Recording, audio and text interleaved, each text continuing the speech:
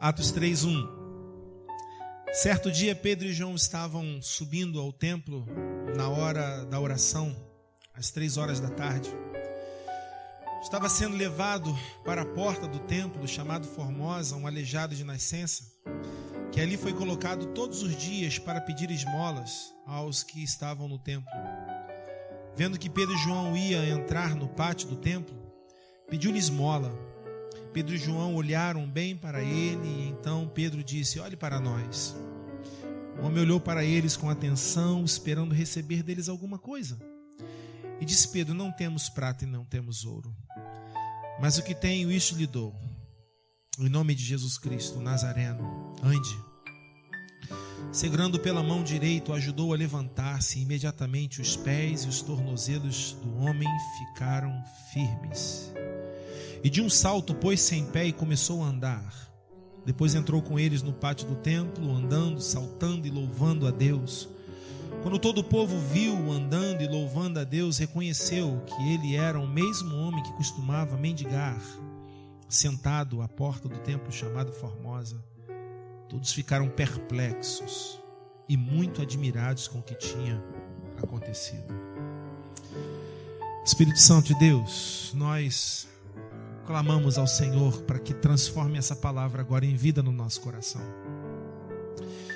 Temos passado um momento agora tão agradável, tão gostoso na Tua presença, junto com os irmãos, conseguindo trabalhar, cultuar a Ti com alegria, despidos de religiosidade, apenas sendo quem somos.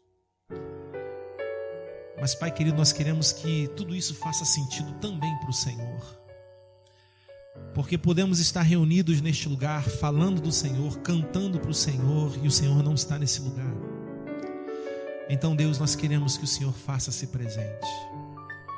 Nós queremos que o Senhor trabalhe em nosso coração através da Tua palavra. Fala. Espírito Santo de Deus, fala ao nosso coração. Em nome de Jesus. Em nome de Jesus. Amém.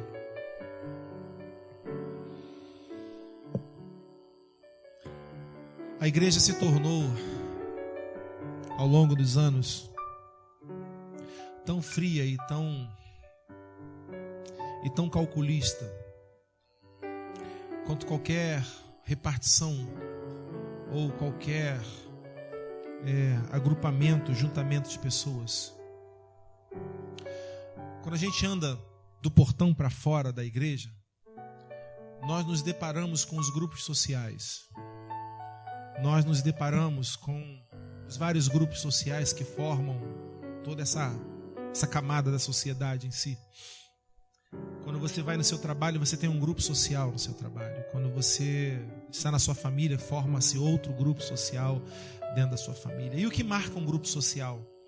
Um grupo social, ele é marcado lá fora por a busca incessantemente pela autorrealização, pela autossatisfação, pela forma como as pessoas estão correndo atrás de alguma coisa que possam satisfazer as suas necessidades, sejam essas necessidades internas ou externas, sejam as necessidades afetivas ou sejam necessidades de cunho de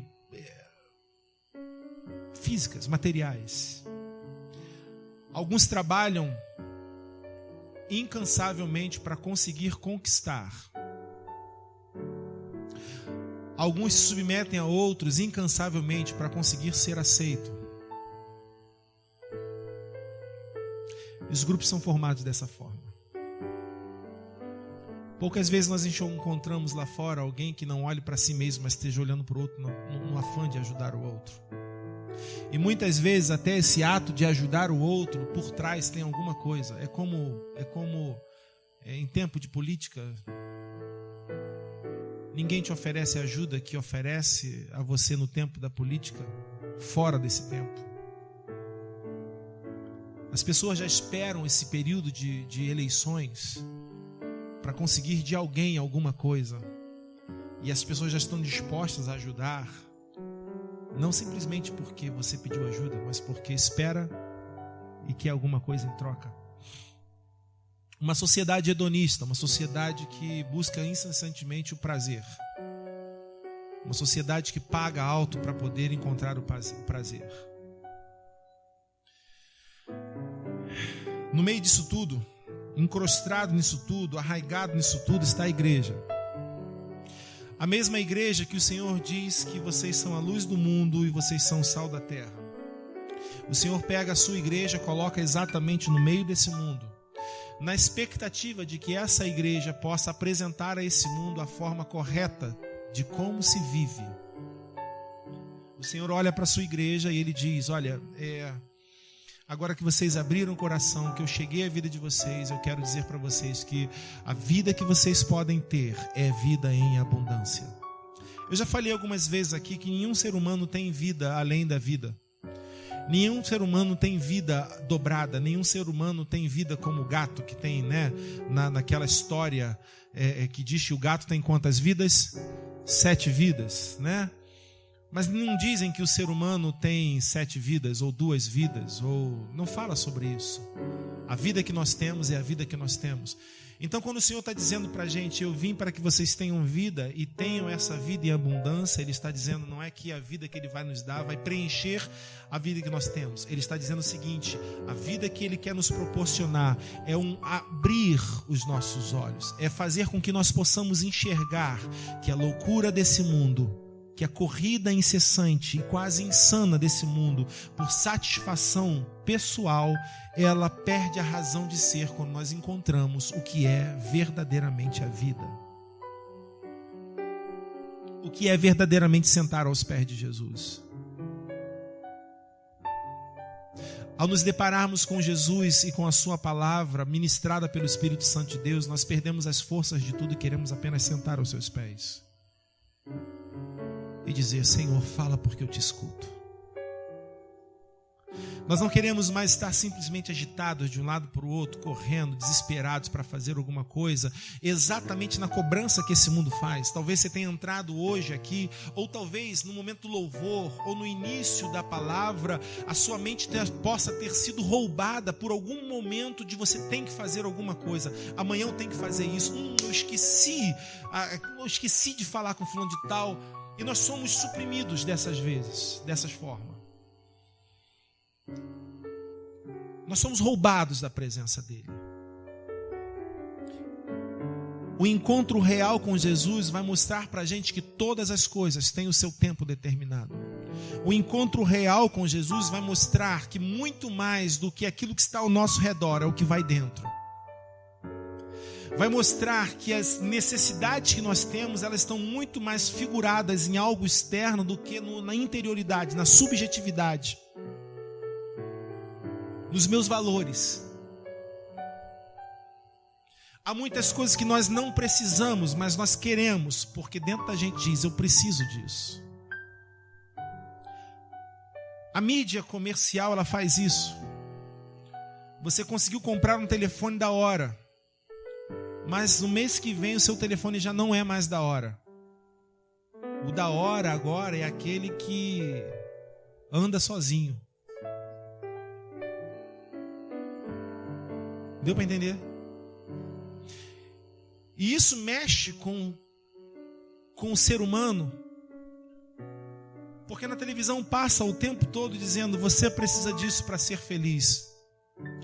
Todas as informações que são veiculadas mostra 100 pessoas com o produto e com uma felicidade estampada no rosto, dizendo: se você comprar isso, Anderson, você vai ser feliz.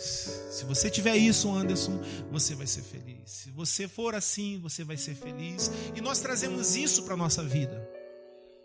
Nós trazemos isso no tocante ao relacionamento com Jesus. Nós declaramos que ao chegar a Jesus nós paramos de sofrer. Nós declaramos que nos aproximarmos desse Senhor Jesus, os nossos problemas acabaram. Nós enxergamos convites para você aproximar-se de Jesus simplesmente para você conseguir algo que está dentro do seu coração, dentro da sua vontade, que não se faz a vida cristã em si, que não é espelho da vida cristã em si. Mas nós chegamos muitas vezes, pessoas, o ser humano chega a Jesus muitas vezes pela promessa. Bom, em outras palavras, essa igreja passa a ser tão hedonista quanto é a sociedade lá fora.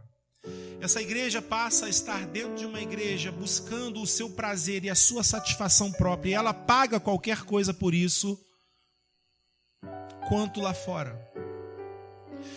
A única diferença é que nós espiritualizamos aquilo que não é espiritual, né? A única diferença é que nós tentamos colocar floreios naquilo que não é espiritual. Enquanto o homem carnal está jogando na mega cena da virada, o homem de Deus está pagando o dízimo esperando receber de Deus alguma coisa. O homem de Deus está fazendo campanhas para Deus fazer alguma coisa por ele. O homem de Deus está fazendo jejum para que Deus dê alguma coisa por ele. E quando a gente enxerga tudo isso, a gente vê que está tudo fora dos conformes. Por quê? O jejum não é o meio pelo qual eu tiro de Deus alguma coisa. O jejum é o meio pelo qual eu tiro de mim para chegar a Deus. As campanhas que eu faço não são campanhas que vão exaltar o nome do Senhor, mas que vão contemplar a minha vontade que está aqui dentro, latente dentro de mim. E o Senhor a cada dia olha para mim e para você dizendo: olha, eu preciso ser o primeiro lugar na sua vida, Brunão. O Senhor a cada dia olha para mim e para você, Vitão, dizendo assim: olha, Vitão, eu preciso ser o primeiro lugar na sua vida. Acima dos seus sonhos, acima dos seus planos, acima da sua família, acima de tudo que você tem e considera como algo importante para você. Se eu não for o primeiro lugar da sua vida, você ainda não entendeu o que é reino de Deus. Você ainda não entendeu o que é servir a mim, o que é estar andando ao meu lado. Bom, onde que eu quero chegar com isso? Eu quero chegar que se eu não conseguir tirar os olhos de mim, eu não consigo olhar para o próximo. Se eu não conseguir tirar os olhos das minhas necessidades, jamais eu vou ver o grito de socorro do Alexandre. Jamais eu vou enxergar o grito de socorro da Luciene. Nós somos tão pequenos nessa relação espiritual que nós conseguimos ouvir o grito de socorro e conseguimos, dentro de uma espiritualidade vazia, dizer: eu vou orar por vocês, e a primeira esquina que eu virar, eu já não lembro mais do que eles estão pedindo. Por quê? Porque eu estou ligado em mim e só em mim. Eu consigo berrar, eu consigo colocar nas redes sociais, eu consigo fazer pedido de púlpito, eu consigo fazer gabinete, eu consigo fazer tudo quando está relacionado a mim. Eu consigo chorar e sentir quando é a minha carne que foi ferida, mas eu não consigo, Paulinho, quando é a sua. E aí nós temos um sentimento que não nasceu no coração de Deus, que é pena. Jesus não é movido por pena, é compaixão. E compaixão é completamente diferente de pena. A compaixão me faz estar do lado do Elcio. A compaixão me faz caminhar com ele. A compaixão me faz chorar com ele. A compaixão me faz ver como ele está e dizer: cara, como é que eu posso te ajudar? A compaixão nos leva a juntar o pouquinho de água que nós temos, o pouquinho de dinheiro que nós temos, e investirmos numa cidade que talvez nunca mais nós iremos lá, por pessoas que nós não sabemos quem é. A compaixão nos leva a fazer isso. Por quê? Porque esse é o mesmo Espírito que está no Senhor. Esse é o Espírito que conduz a sua igreja, que rege a sua igreja. Então, por que eu comecei a falar sobre esses grupos sociais, sobre esse grupo social que é hedonista e a igreja que é tão parecida quanto? Porque se nós não formos diferentes em muito dessa conduta, então nós não somos igreja. Então, quero mergulhar no texto agora com você, e você entendendo um pouquinho essa abertura. E eu quero ir pontuando alguns versículos.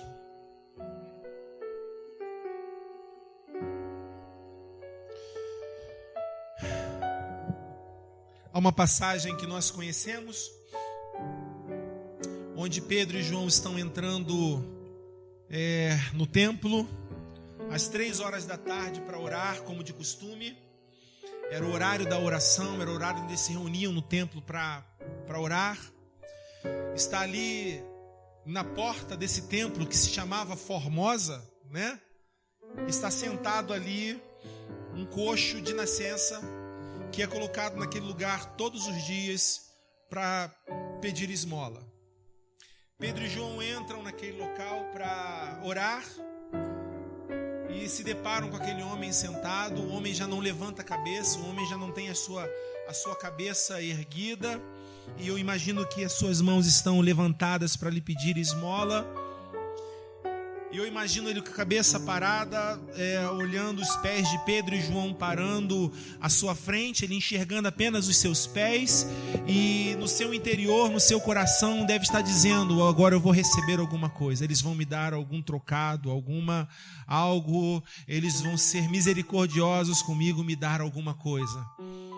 E ali é um discurso, um diálogo fantástico, vocês conhecem muito bem, um discurso que Pedro para e olha para aquele homem, manda aquele homem olhar para eles, e aí então ele declara: olha, nós não temos ouro, nós não temos prata, mas o que nós temos, nós queremos oferecer a você. Estende a mão, segura a mão daquele homem e diz: em nome de Jesus, levanta e anda. E aí vai acontecer o milagre, os tornozelos se tornam firmes, os pés se tornam firmes, ele de um salto se levanta e ele entra pelo pátio adentro, pelo templo adentro, para adorar a Deus. E esse é o pano de fundo que nós temos. Então eu quero, dentro dessa compreensão desse texto, e desmembrando alguns versículos para que possa nos abençoar, e eu acredito que o Senhor vai nos abençoar. Amém? Então no versículo 1 diz assim: certo dia Pedro e João estavam subindo ao templo na hora da oração, às 3 da tarde. É o primeiro ponto, eu coloquei: o lugar que precisamos nos encontrar. O primeiro ponto que me chama a atenção nesse texto é o lugar que eles tinham que estar. Eles não tinham que estar em outro lugar. Eles não tinham que viver em outro lugar. Como servos do Senhor, o lugar que um servo do Senhor tem que estar é aos pés do Senhor, no lugar de oração. A oração, ela não tem a ver com o que nós enxergamos muitas vezes, orar e ação. Essa palavra oração, a sua formação não é orar e ação, não. Parece, mas não é. A oração, na verdade, é o diálogo, é a verbalização daquilo que nós sentimos. É a verbalização do meu coração, da minha intimidade, das minhas entranhas falando com Deus, daquilo que está no meu interior, da minha interioridade, poder se relacionar com Deus através da minha fala, através daquilo que eu penso, através daquilo que eu quero, através daquilo que eu preciso ser. E dentro dessa oração, Deus nos responde exatamente da mesma forma. Ele fala conosco, Ele se relaciona conosco. Então todo servo de Deus, todo cristão não deve estar em outro lugar sem antes passar pelo lugar de oração. Todo homem e toda mulher que se declara homem e mulher de Deus não consegue mais viver sem o lugar da oração. Não consegue mais viver sem o lugar da verbalização do que há em nosso interior para o nosso Deus, para que Ele possa então declarar o que Ele quer de mim e de você, para Ele então declarar quem nós somos diante dEle, o que Ele quer que nós sejamos. Então esse é o primeiro ponto que me chama muita atenção, que eles estão no lugar certo, indo buscar a pessoa certa e fazer a coisa certa. Às 3 da tarde ele poderia ter qualquer outra coisa para fazer, mas agora é a hora de eles estarem com o Senhor. Nessa sociedade midiática, nessa sociedade onde a mídia manda, nessa sociedade ao mesmo tempo imediática, ou seja, que tudo precisa ser imediatamente, onde tudo urge com certa urgência, que tudo precisa de correria, de velocidade, de pegou aqui, entrega ali. Deus está nos chamando para entrarmos no lugar de oração.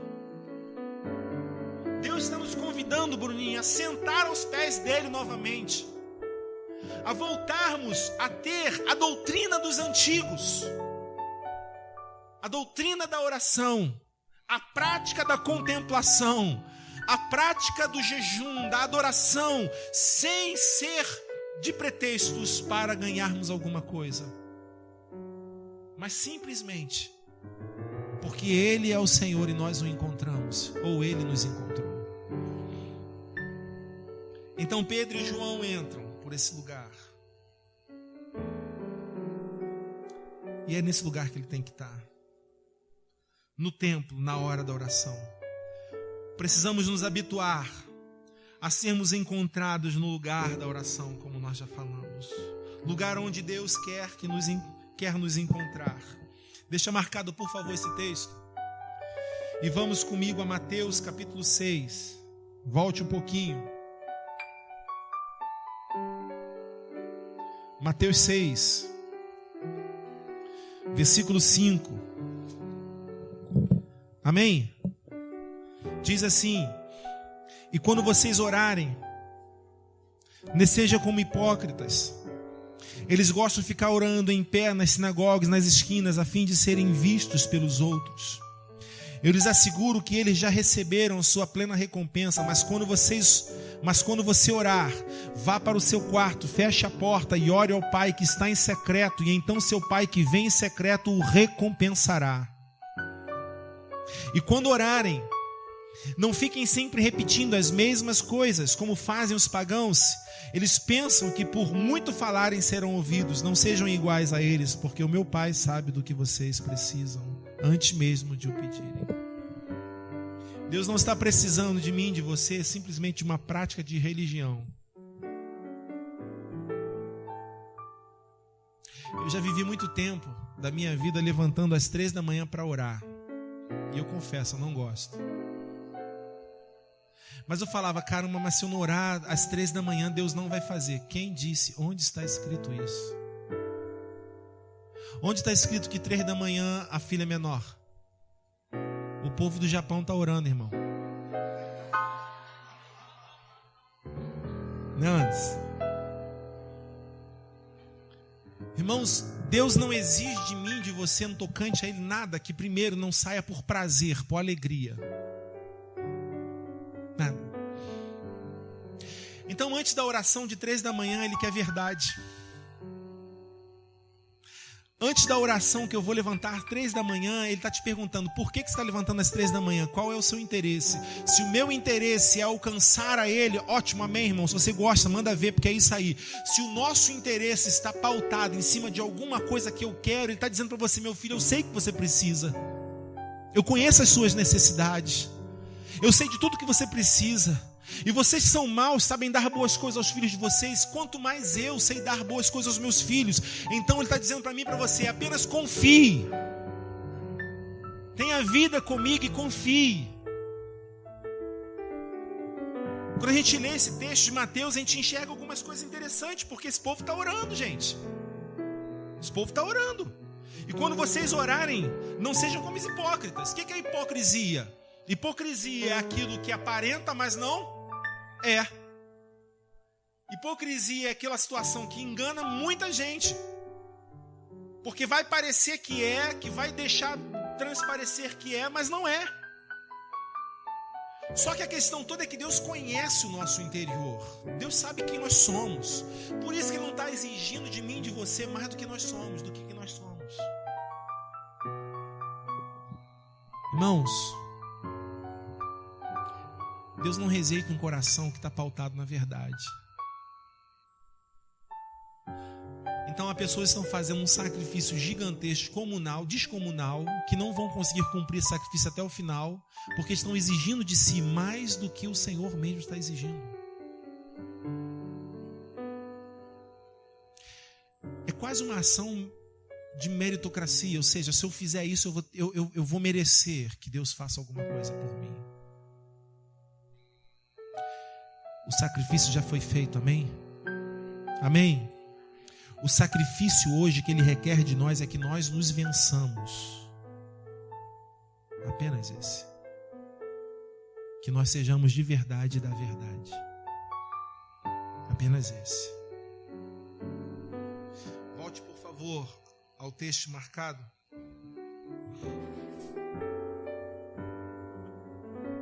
O segundo ponto que eu enxerguei nesse texto de Atos 3, 1 ao 10, que nós lemos, é a expectativa de a fome e a sede possam ser supridas. E aí eu comecei a olhar para o camarada que está sentado no chão. O camarada que está sentado no chão, ele está ali numa expectativa de quê? De que a sua fome, de que a sua sede de que as suas necessidades possam ser supridas. Ele não foi parar na porta do templo chamado Formosa à toa. Ele foi parar na porta do templo chamado Formosa por quê? Por que o povo colocou esse homem na porta da igreja? Porque a ideia é que o povo da igreja é o quê? Bonzinho, é generoso. Não é isso? Deveria ter compaixão. Até porque a mensagem que é pregada hoje é a mensagem que era pregada no passado. Eram os profetas. Então eles colocam esse coxo de nascença sentar todos os dias na porta da igreja. O interessante é o seguinte, ele está conseguindo viver com isso. Ele consegue viver com isso. Se ele não conseguisse, ele já teria morto. E se desse errado, eles não colocariam mais camarada na porta do templo. Amém? Ou seja, quem estava passando por ali pingava alguma coisa na mão desse camarada. Algumas moedinhas, algumas coisinhas era pingado na mão dele. E ele estava vivendo. Porque se ele fosse para esse lugar 1 dia, 2 dias, 1 semana, 1 mês, 2 meses, ele não ganha nada, pergunta, você acha que ele ia continuar no templo? Na porta do templo? Não, ele é para outro lugar. O negócio, o bicho pegou aqui, irmão. Vamos embora que aqui o povo aqui não é, né? Mas ao contrário disso, ele sentou lá e ele continuava lá ano após ano, ano após ano. A expectativa de quê? De que a sua fome, a sua sede, a sua necessidade básica fosse suprida. Ele não se importava de ser considerado uma planta, um vaso, alguma coisa qualquer, porque as pessoas passavam por ali, jogam uma moedinha nas mãos e passam, vão embora sem querer saber qual é a história dele, por que você está aí, o que está havendo contigo, como que eu posso te ajudar. O que a igreja não faz hoje? Olhar para o próximo e perguntar qual é o seu nome, qual é a sua história, por que você está assim e como eu posso te ajudar. Nós não queremos saber qual é a história porque nós não queremos nos envolver com aquele próximo. Nós não queremos saber qual é o seu nome porque saber nome já é intimidade. Nós não queremos saber por que ele está aí, porque eu não quero saber o que eu vou ter que fazer para tirá-lo dali. Nós não queremos saber como eu posso te ajudar, porque eu sou egoísta. Eu vivo um evangelho egocêntrico. O meu eu está em primeiro lugar, está no centro de todas as coisas. Por outro lado, a autoestima desse camarada está tão baixa, mas tão baixa, a rejeição dele ela é tão aplacadora do seu coração, que ele não tem mais condições de olhar para levantar a cabeça. A Bíblia diz que ele está de cabeça baixa. Cabeça baixa está dizendo, eu sou rejeitado. As pessoas que o colocavam na porta de algum lugar não abraçavam. Todos os dias faziam um esforço para colocar ele lá, para que ele pudesse comer da migalha que cai da mesa do Pai. E todos os dias há uma igreja entrando, porque nós não estamos falando de qualquer outra coisa no seu templo. Amém? Todos os dias há uma igreja entrando nesse templo. Todos os dias há pessoas passando por ali. Às 3 da tarde, em qualquer outro horário, para orar, para falar com Deus, para exaltar ao Senhor, para buscar ao Senhor. E da mesma forma que aconteceu nesse tempo, acontece nos dias de hoje. Exatamente a mesma coisa. Nós não queremos nos envolver com o próximo. Por que eu não quero me envolver com o próximo? Eu não quero saber qual é a história dele, eu não quero saber qual é o nome dele, eu não quero saber do que ele está precisando, e eu não quero oferecer a minha ajuda. Por que eu não quero fazer isso, irmão? Porque vai me dar trabalho. E enquanto eu continuo a pensar assim, eu tenho que ter a convicção de que esse evangelho ainda não entrou na minha vida, ainda não me colocou em crise nessa parte, dizer, está errado isso.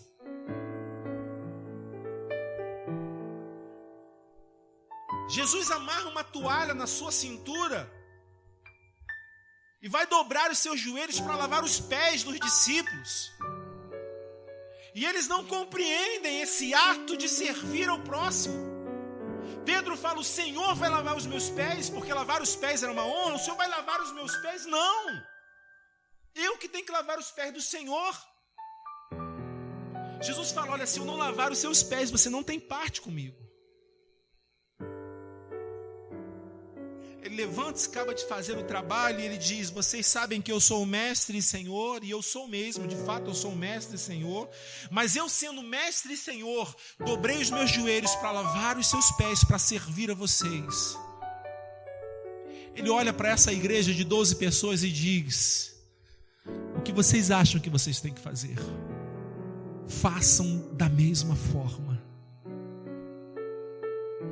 Jesus não trouxe a sua igreja, não criou a sua igreja, o Pai não cria a sua igreja, para que essa igreja viva num gueto fechado, onde as 4 paredes da igreja representem a igreja pura e simplesmente. Onde entramos por essas 4 paredes para tentar receber uma palavra abençoada que te jogue para o alto, que te jogue para cima, para você ir para casa desfrutar dessa palavra, dizendo: ai, Deus vai fazer justiça por mim. A justiça de Deus vem sobre a sua vida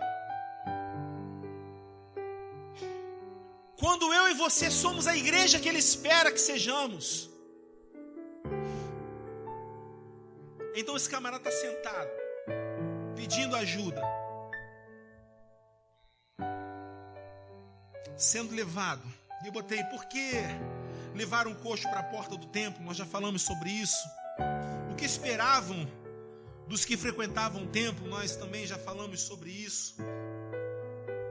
Isso era todos os dias,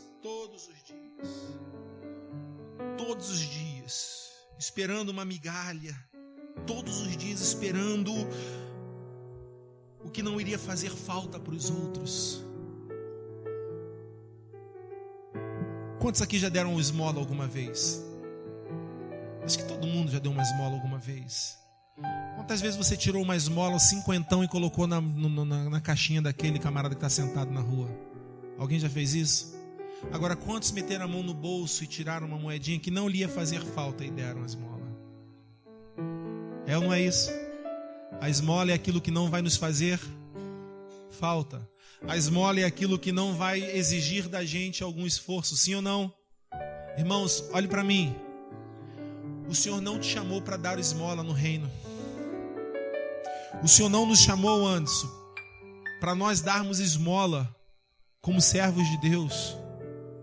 O Senhor não nos chamou para vivenciarmos um evangelho raso e barato que não exige de mim e de você, Alain, muito mais do que simplesmente esmola.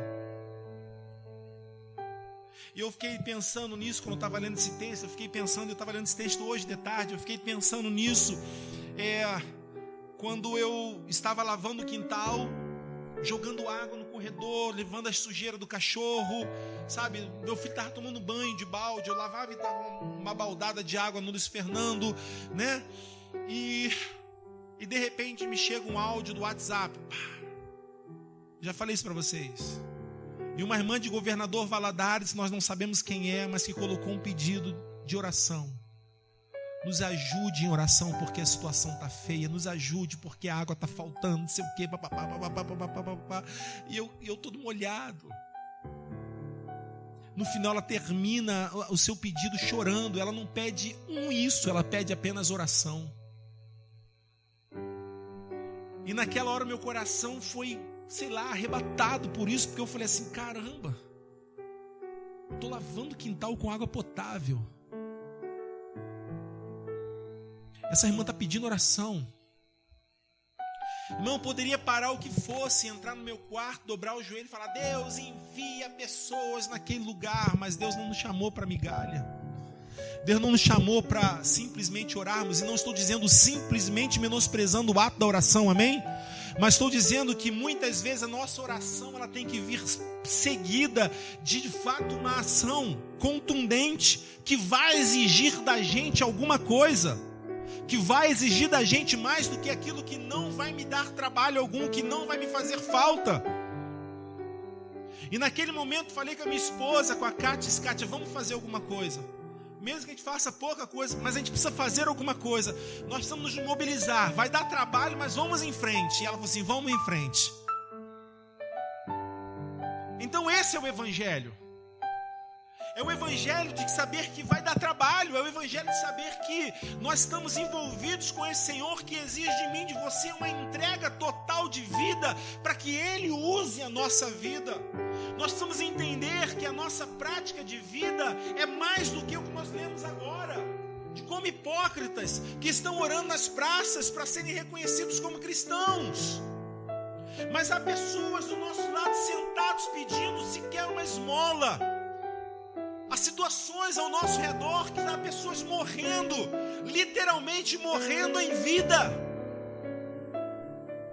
estão desesperados, que estão sem nenhuma expectativa de vida, que estão largados em cima de uma cama, depressivos, angustiados. E estamos vivendo a nossa vida, entrando pelos templos da oração, mas não entendemos ainda. Eu costumo dizer que essa não foi a primeira vez que Pedro e João entrou por essas portas. Essa não foi a primeira vez que Pedro e João entrou por essas portas e viu esse camarada sentado. Mas essa é a primeira vez que Pedro e João entram por essas portas impactados pelo Espírito Santo de Deus. Essa é a primeira vez que Pedro e João entraram por essas portas depois que tiveram um encontro com o Espírito Santo de Deus em Atos dos Apóstolos, na festa dos Pentecostes. Que foram cheios, que encontraram a plenitude do Espírito Santo e agora que estão plenos do Espírito Santo, não conseguem mais passar por esse cara e simplesmente é como se fosse um vaso de planta. Agora eles precisam parar. Agora essa situação incomoda o coração deles. Agora essa situação não pode mais ser cabível dentro de uma porta de uma igreja. Não pode ser mais cabível dentro de uma realidade dele, com ele sendo a igreja de Cristo, tendo a palavra do Senhor nas mãos. Permitir que esse homem apenas viva de esmolas, de migalhas que caem da mesa do Pai. Esse homem não morreu, mas ele também não tem vida. Esse coxo não é um homem morto, mas também não é um homem respeitado. Esse coxo, nós conhecemos ele como coxo, como aleijado, como discriminado, como rejeitado, que tem as suas faculdades mentais sãs, que tem os seus sonhos, que tem as suas vontades plenas, que imagino durante toda a sua vida sentado perguntando: por que eu sou assim?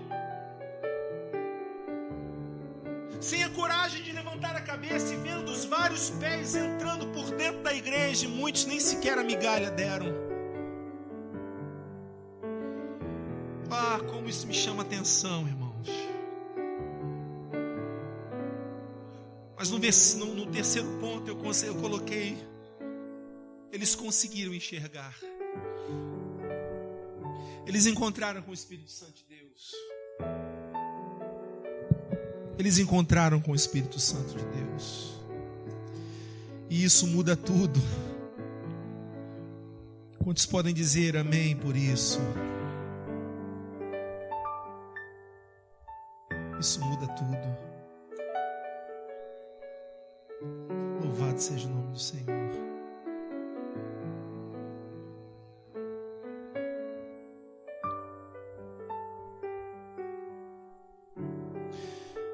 Volte, por favor, ao capítulo 1.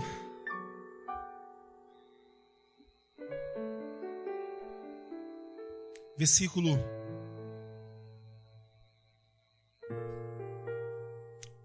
8.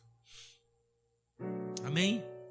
Que diz assim: mas receberão poder quando o Espírito Santo descer sobre vocês, e serão minhas testemunhas em Jerusalém, em toda a Judéia e Samaria e até os confins da terra. Capítulo 2, versículo 1. Chegando o dia de Pentecostes, estavam todos reunidos num só lugar. De repente veio do céu um som como um vento muito forte e encheu toda a casa na qual estavam assentados. E viram que parecia línguas como de fogo, que se separavam e pousavam sobre a cabeça de um deles. Todos ficaram cheios do Espírito Santo. Diga isso comigo: todos ficaram cheios do Espírito Santo. Diga de novo: todos ficaram cheios do Espírito Santo de Deus e começaram a falar noutras línguas conforme o Espírito capacitava. Todos ficaram cheios do Espírito Santo. Quando nós entramos no contexto do capítulo 3, nós temos que entender que João e Pedro já haviam entrado por esses templos outras vezes, mas agora eles estavam cheios do Espírito Santo de Deus. Agora eles não tinham simplesmente conhecimento da palavra que Jesus já havia dado a eles, mas agora já haviam sido selados, guardados, tocados, cheios da presença de Deus, do poder de Deus. Que poder é esse? O poder de ser testemunha. E como nós testemunhamos? A testemunha que a igreja pode dar de Deus não é simplesmente na declaração, mas é no amor. Em amar o próximo. É conseguir esvaziar-se de si mesmo. É conseguir deixar primeiro de ser uma igreja hipócrita e hedonista para ser uma igreja que ama o próximo. Uma igreja que faz pelo outro. Uma igreja que está inserida em meio a uma sociedade perdida. E nós conseguimos ler a televisão, ver as catástrofes, ver as maldades e não conseguimos abrir os nossos lábios e nem sequer fazer nada.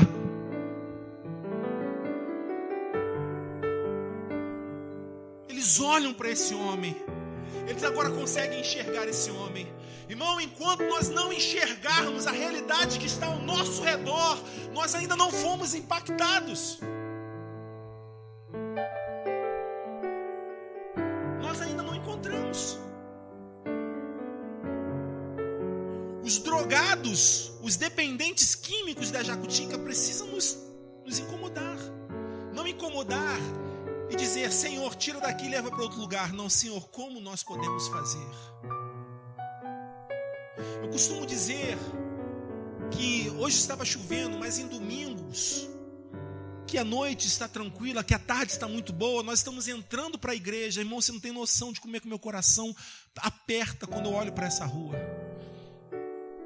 A quantidade de crianças que estão na rua, brincando, jogando bola, fazendo tudo, e nós estamos entrando para adorar, para cultuar a Deus, passando por eles como se não fossem nada. Passamos por ele como se fossem coxos. Passamos por ele sabendo que talvez na casa de muitos dele há problemas familiares. Passamos por ele sabendo que muitas vezes o coraçãozinho daquela criança está precisando ser apacentado, cuidado, amado.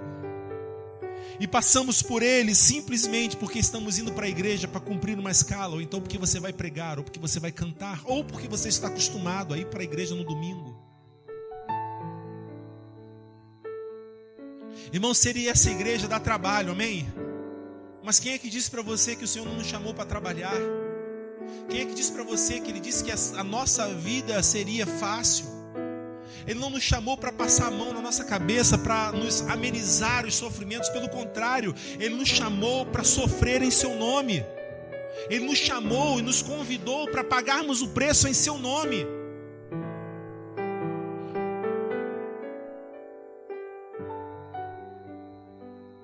Nossa, eu já estourei meu tempo, gente, que esse negócio voa a hora.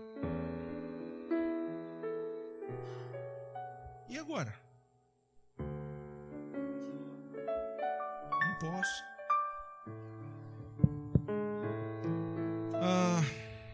Eu vou falar só mais um ponto, para a gente fechar. Esse ponto se divide em 8 partes. Não, só mais um ponto. Então nós percebemos que eles enxergaram, amém? Sim ou não? Eles enxergaram esse camarada. Eles enxergaram. E eu quero fazer pelo menos até a parte que eles se encontram. Eu coloquei no 4º ponto como agentes transformadores. Versículo 2. Estava sentado sendo levado para a porta do templo, chamado Formosa, um aleijado de nascença, que ali era colocado todos os dias para pedir esmolas aos que estavam no templo. Vendo que Pedro e João iam entrar no pátio do templo, pediu-lhe esmolas. O 4º ponto é esse, agentes transformadores. Pedro e João olharam bem para ele. Amém? Então Pedro disse, olhe para nós. Pedro e João olharam bem para ele. Fico imaginando que eles pararam, ou então, como ele disse que o coxo já enxerga-os no pátio. Então está vendo que lá do pátio ele está vindo. Eu fico imaginando que o camarada está vendo que eles estão vindo. E aí quando Pedro e João param, eu fico imaginando que eles fazem, sei lá, uma análise daquele homem. Eles enxergam aquele homem. Eu não sei se passa pela cabeça dele dizendo, esse homem todas as vezes está nesse lugar. Nós já passamos várias vezes por ele. que nós vamos fazer? O que nós podemos fazer? Agora eles vão fazer o que nunca fizeram antes. Agora eles vão tomar a atitude que eles não fizeram antes, que eles não tiveram antes. Agora eles não simplesmente passaram e deram uma esmola, agora eles param e olham para o cara e fazem o coxo olhar para ele, dizendo: olhe para nós. Irmão, você pode pensar que isso é bobeira, mas só o ato deles falarem olhe para nós já muda tudo. Porque quando uma pessoa está de cabeça baixa, ela não se acha nem sequer digna de estar na presença do outro. Ela não se valoriza a ponto de achar que tudo que ela faz é errado, que o que ela é culpa dela. E a culpa é um sentimento que amassa, que massacra, que acaba, que aterroriza um ser. Agora vai fazer o quê? Levante sua cabeça, olhe para mim. Olhe para mim. Duas coisas. A Bíblia primeiro diz assim: 4. Olhe para nós. Versículo 5 agora. O homem olhou para eles com atenção. A Bíblia não é detalhista, Marquinhos. Porque ele poderia simplesmente dizer assim: o homem olhou para ele. Agora, quando ele diz assim, um homem olhou para ele com atenção, o que você quer dizer com isso? Não está aqui à toa, tá? É como se ninguém houvesse feito isso por ele antes. Diferente. O homem olhou com ele com atenção, esperando receber deles alguma coisa. Ele sempre recebe de cabeça baixa, mas agora olhe para nós. Olhe para mim. Olhe para mim. Está ligado, Fernandinha, a quem nós somos e o que nós temos agora. Olhe para mim, Sandrinha, está ligado ao que está em nós agora. Olhe para mim, está ligado à convicção e à certeza de quem somos e o que está em nós. E o que recebemos em Atos capítulo 1, versículo 8, que o Espírito Santo foi prometido sobre as nossas vidas para nos dar poder transformador, agentes transformadores em nome do Senhor, agentes transformadores pelo amor de Deus. Olhe para nós. O que a igreja hoje tem que falar é olhe para nós. E o que a igreja hoje fala é não olhe para mim não, olhe para Deus, porque Ele é perfeito. A igreja hoje tem medo de dizer olhe para mim. Como Paulo não estava sendo arrogante, mas estava dizendo a convicção de que eu tenho, de quem eu estou servindo. Então ele olha para os filipenses dizendo: olhe pois para mim. Pode olhar para mim. Olhe para nós. Irmãos, há pessoas na sua casa que estão esperando esse olhe para mim. Há pessoas hoje na sua família que está esperando um olhe para mim.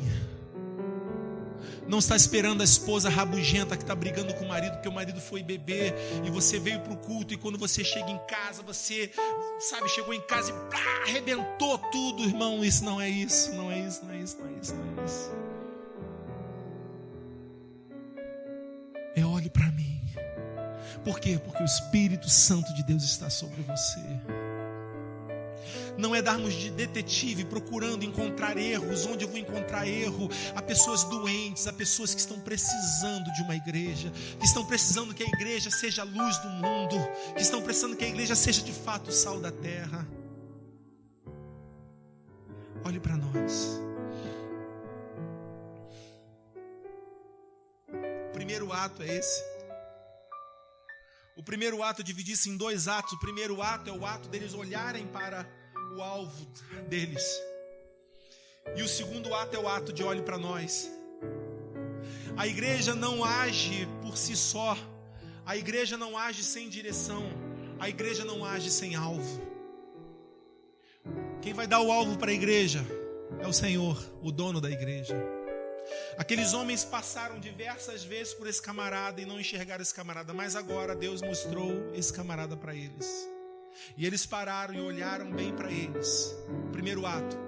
Primeiro ato, receber de Deus o alvo, receber de Deus a direção, receber de Deus. O que você vai fazer a partir de agora, Lorena? Receba de Deus e faça o que tem que fazer. O que você vai receber agora, Luciene? O que nós vamos ser agora de Deus? Receber de Deus o quê? Onde nós vamos manifestar a glória de Deus? Onde, como igreja, nós vamos ser essa resposta do amor de Deus a uma nação, a um município, a um bairro que está se perdendo? E num bairro onde cada esquina quase tem uma igreja. Num bairro que só essa rua aqui deve ter umas 5 igrejas ou 6, sei lá. E que a situação não mudou. Primeiro ato, Deus, o que o Senhor quer que nós façamos? Coloque em nosso caminho quem é para nós encontrarmos. Segundo ato, convicção, dizer, olhe para mim. Convicção de o que nós temos, Tainá? Nós temos o Espírito Santo de Deus. Então ele vai declarar isso com uma firmeza que encanta o nosso coração. Disse Pedro, eu não tenho ouro, não tenho prata. Quando a gente lê esse texto, o que significa ouro e prata no mundo de hoje? Dinheiro, tudo. É a corrida pelo ouro. É a corrida pela satisfação, não é? É a resposta, né, Thalita, dos problemas, né? É a resposta que as pessoas estão querendo hoje. Todo mundo trabalha por causa do dinheiro. Se você ganha muito dinheiro, você é muito feliz. Se você ganha pouco dinheiro, que miséria que eu estou recebendo. E isso marca a vida do camarada. Isso marca a vida do ser humano. Ele está dizendo o seguinte, eu não tenho nenhuma solução para você que se encaixe no que eu tenho para te oferecer e o que você quer. O que você está esperando de mim não é de mim que você vai receber. O que você está esperando de mim, você não vai encontrar em mim. Por quê? Porque o que eu tenho que te apresentar não é da terra, é do céu. O que eu tenho que te apresentar agora não é perecível. É eterno. Ô, gente, aquele camarada com certeza não entendeu nada do que Pedro estava dizendo no início. Eu não tenho ouro e não tenho prata. Talvez ele pense assim, então por que tu parou, cara? Né, Marquinhos? Eu não tenho ouro e não tenho prata. Mas ele diz assim, mas o que eu tenho eu te dou. E aí imagina a cabeça desse cara. Será que vai me dar, sei lá, uma escritura, uma herança? Né? E eu vou fechar com isso. 6. Não tenho prata e nem ouro, mas o que tenho, isso eu lhe dou. Em nome de Jesus Cristo, o Nazareno, ande. Isso soou estranho aos ouvidos daquele camarada. Assim como a mensagem que nós pregamos soa estranho aos ouvidos daqueles que ouvem. O que faz a diferença não é simplesmente a mensagem que você fala, mas é a mão que você estende. A sua mensagem tem que ser seguida do seu amor. Se a mensagem não for seguida de amor, ela é esvaziada. Por exemplo, nós temos que estender a mão para o nosso irmão vascaíno que foi rebaixado. Eu estou subindo agora, eu sou botafoguense. Amém? Amém? Quantos estão entendendo? Em nome de Jesus Cristo Nazareno, ande. O segundo ato que acontece, versículo 7, segurando-o pela mão direita. O que ele fez? O que ele fez? Fala comigo, o que ele fez? Ajudou o quê? A levantar-se. Papel da igreja. O que a igreja faz? O primeiro ponto, a igreja declara, verbaliza a ação profética, a declaração da palavra de Deus. Em segundo momento, ela estende a mão para ajudar a levantar-se.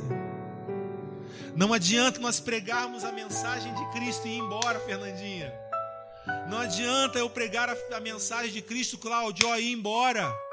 Porque é fácil pregar a mensagem e depois falar, Paulinho não mudou porque não quis, eu falei para ele de Jesus, eu indiquei para ele o caminho. Não, agora é a hora da gente vir aqui e fazer o seguinte: eu falei de Cristo para você, levanta minha filha, vamos que eu vou te ajudar, dá o braço aqui pro pastor, vamos que eu vou te ajudar.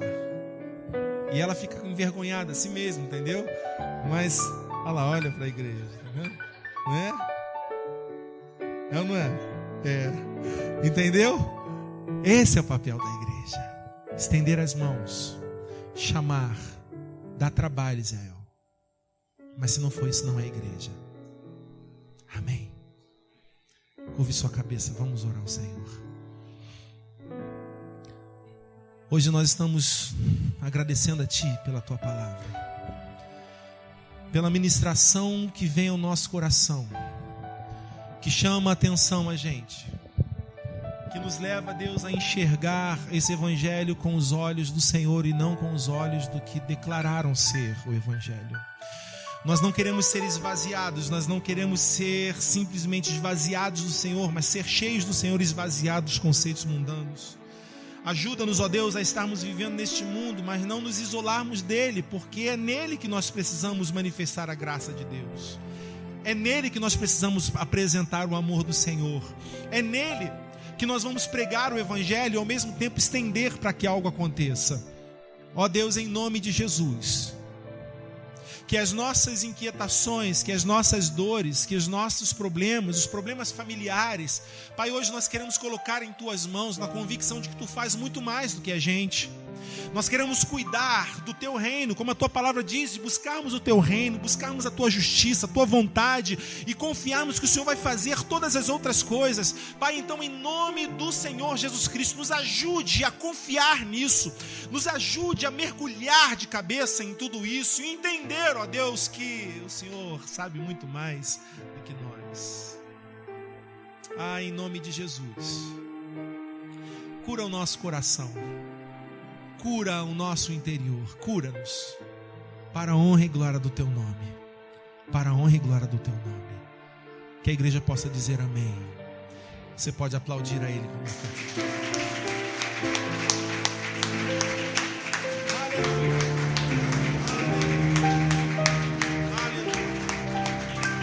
Aleluia. Aleluia.